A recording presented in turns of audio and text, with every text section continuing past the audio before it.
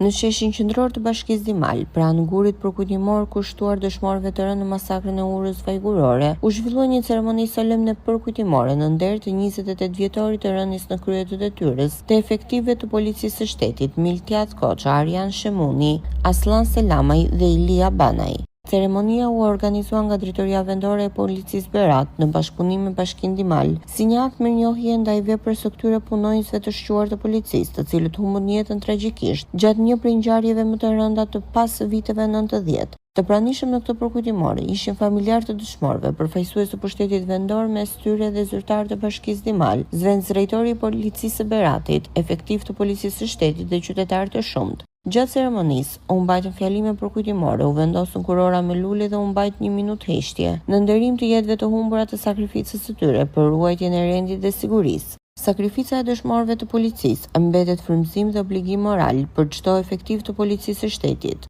Kujtimi i tyre do të jetojë për herë në ndërgjegjën tonë dhe historinë e këtij vendi, u tha ndër të tjera në fjalën e mbajtur gjatë ceremonisë. Ngjarja e rëndë e vitit 1997 në Urrën Vajgurore, ku humbën jetën 4 efektiv të policisë, mbetet një prej plagëve të hapura të historisë së pasigurisë së atyre viteve. Kujtimi i tyre shërben sot si dëshmi e sakrificës dhe përkushtimit për mbrojtjen e jetës së qytetarëve dhe rendit publik.